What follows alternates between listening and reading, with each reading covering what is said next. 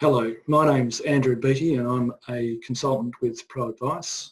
I recently took a client through a review of their banking service, and it was a good outcome in terms of their ongoing service and also their cost of funds. So I thought it was worthwhile to share the process we went through to achieve that outcome. Firstly, I'll start with a quote. A bank is a place that will lend you money if you can prove that you don't need it.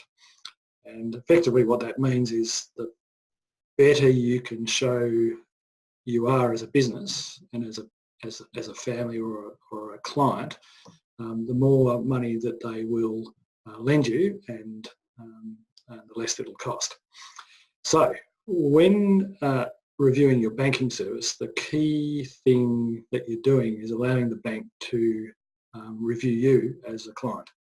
And the four key areas that they will review you on are your character, your risk to them as a client, the systems that you have, which is also associated with your risk, but also they will look at you in terms of what sort of client you will be to them. I'll just take you through each of those four areas. So firstly, character. Character is really about will you do what you say you will do. We can use words like honesty and integrity, but ultimately it is how good you have been at your commitments to date and how likely that is to continue. So if you give a budget up, do you meet it? Do you meet your production targets that you set? Those are the sorts of things that they use to assess your character. So next is risk, and the key factors around risk are your security levels. So what level of security will you provide for the loans that you're taking? And secondly, what's your cash flow like? And when we talk about sustainable cash flow, it's really what your profit levels are like to maintain that cash flow into the future. Banks nowadays, more than they ever have in recent times, are looking at your capacity to repay loans, not just pay interest.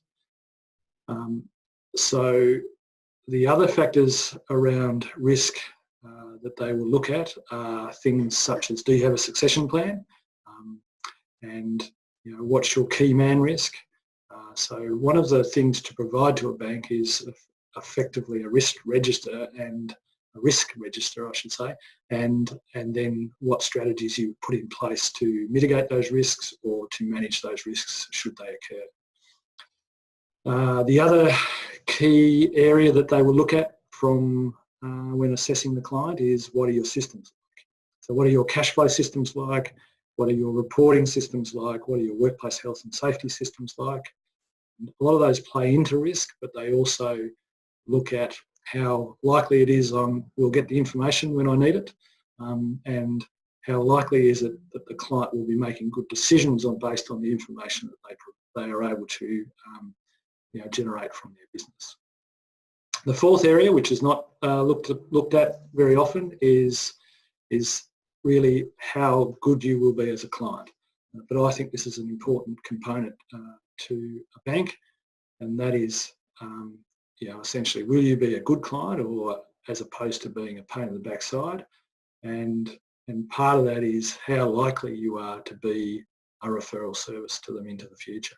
So if you're a good client with them, they are likely, you're more likely to refer new work to them. And if you're a good client, you're more likely to get a lower margin. Okay, so once we've had a review of you to the bank, then the bank will come back to you with an offer. Then it's time for you to rate your banking partner.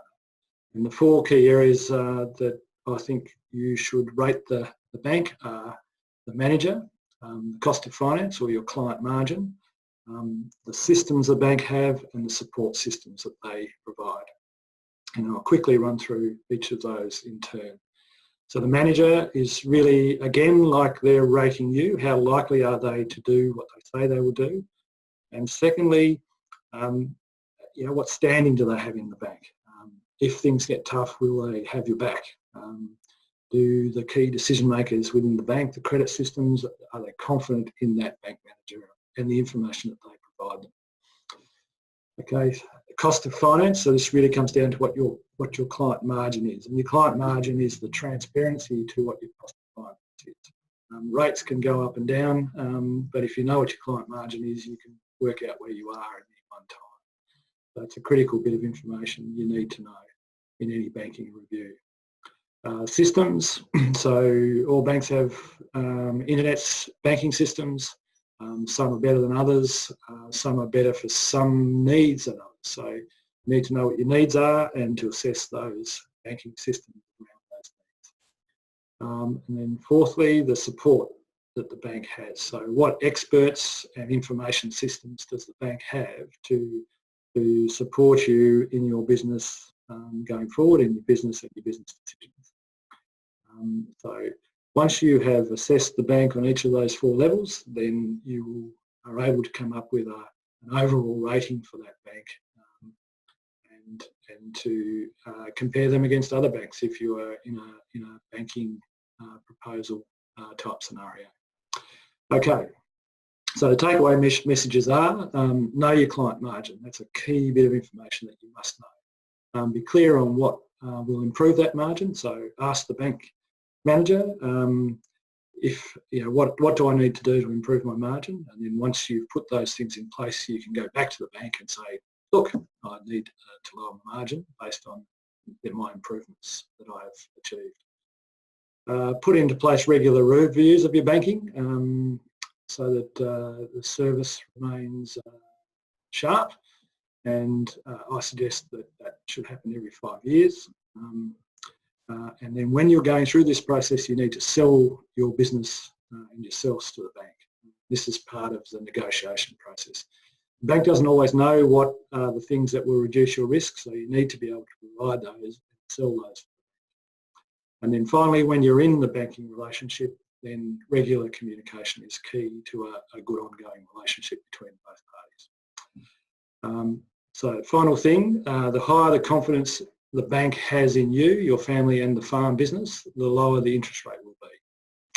Okay, thank you very much.